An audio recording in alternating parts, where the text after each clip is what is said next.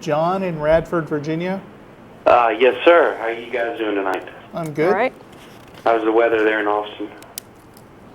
Kind of hot. Well, enough How's of it the in small Virginia? talk. I have an interesting argument proving that God's existence Okay. using the double slit experiment, which just briefly shows that when particles exhibit wave duality, particle and wave duality, and when the electrons were shot at the slit and not observed, they went into being a wave, went through both slits at one time, and hit the back wall at a pattern which shows that they were in a wave-like function. Now, when scientists observed, hey, which one is this going through? You know, is it going through both at the same time? They put a detector by one of the slits to see which one the particle was going through. And when they did, the particle went back into being a particle and not a wave, only went through one slit or the other. That is a fairly accurate description of the two-slit experiment. Thanks. You're welcome. I try to be as quick as possible in it.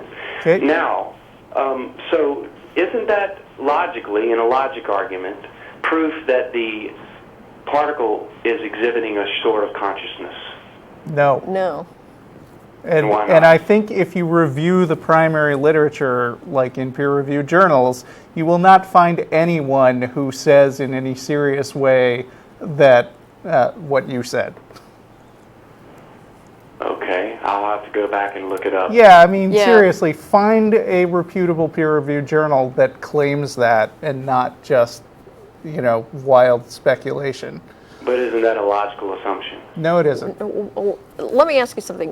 Why do you think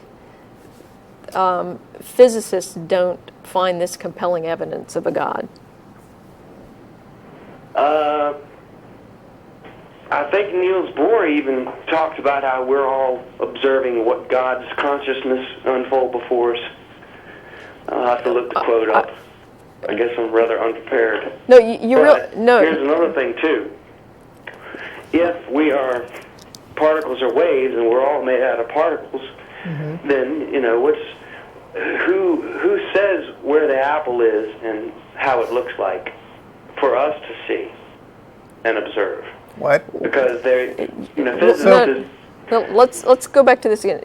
You realize that most physicists are not theists, right? Yes, I do realize that. Okay, so why do you think that is? Why do you think they are not persuaded by this double-slit experiment that a God exists? Well, I mean, it's not absolute proof that God exists. Well, but physicists don't require absolute proof. They're scientists. They understand that doesn't exist. Why do you think they don't find this compelling evidence of a God? Probably because they're just not trying to look at it as evidence. Why would they? Why would they not go where the evidence leads? And if the evidence led them to believe that a God exists, why would they not accept that? Right? Well, shouldn't this stuff actually be published? Let me ask you a question. If a particle behaves differently when it's being watched, what would you call that? The intervention of it changing from a wave back to a particle. I would call it a limitation in our ability to measure something. I wouldn't. Two simultaneous I don't states. think that would be. I mean, it's not exactly a limitation on our ability to measure it. I mean, the Heisenberg's uncertainty principle says that it is actually fundamentally uncertain, and not just that our measurement instruments aren't good enough, but that it's fundamentally unknowable. But I don't think it's accurate to describe it as behaving differently when it's observed. I think I'm not totally clear on this, but when you observe something, the function collapses with respect to that frame of observation, basically. Exactly. So it's not so much. I mean, relativity, for instance, indicates that there is no ultimately correct objective frame of reference for anything in the universe. And so it would be wrong to suggest that there's got to be some God frame of reference where everything is actually true, What relativity says, and what this uncertainty in quantum mechanics also says, is that what's actually happening depends on where you're looking from.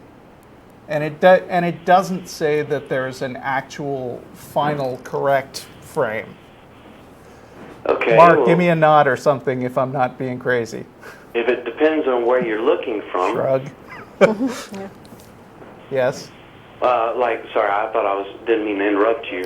Oh. You are go on ahead. one side of the room looking at a chair, and I'm on the other side of the room looking at the chair. Right. But the chair is there in that one spot. Right. But we are two different observers looking at them in different locations. Yeah, well, at the macro level, all the different possibilities sort of average out to so that the physical properties of large objects have some kind of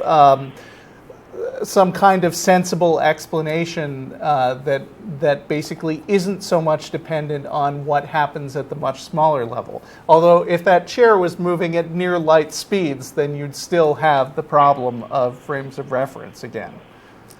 Yes, but it's. I wanted to say that it's not just electrons that have gone through the two slits and have changed their function. It's also atoms and even a buckyball molecule. Right. The physical objective universe has some existence outside of people's minds. It's just that at the quantum level, how that universe behaves is very fuzzy.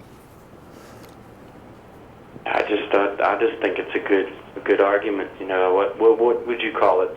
When I said behaves differently, would you call it acts differently? Would you call it? No, I would say we view it differently. We view it differently. But there's only one. I mean, it either goes through one slit or the other. No, that's actually not. See, the thing about quantum mechanics is that it doesn't objectively go through one slit or the other. That's kind of the point. Mathematically, it goes through both. It goes through one, it goes through just the other, and it goes through none. So you are right on that. Okay. But how would you get from there to a god? I because still. Because the particles change their behavior when they know that they're being observed. Okay, what does that have to do with They don't God? know they're being observed. Yeah, they don't know they're being observed, right? How do they not know they're being observed when we shoot them through the slit when we're They not don't watching have them? They minds. like a wave. Yeah, they but don't- when we watch them. No, they don't have a mind. They're particles. Yes, but who's changing or what is changing their behavior? It's some of the weirdness that happens at the quantum level. Right. I mean, you're not asking that kind of question about gravity, right? I mean, when you drop a rock, you're not saying like, who's making that rock move downward, are you? No, not one bit. Okay. Well, I That has mean, nothing that's to the do with same. it. I mean, that's the same thing with quantum mechanics. Things happen the way they happen according to physical laws. Pretty much. So no, I don't see it as a compelling argument for God, is the bottom line, or for particles having minds somehow. Yeah. Okay. All right. Well, thank you for your time. Okay. Thank you. Well, thanks for calling. All right.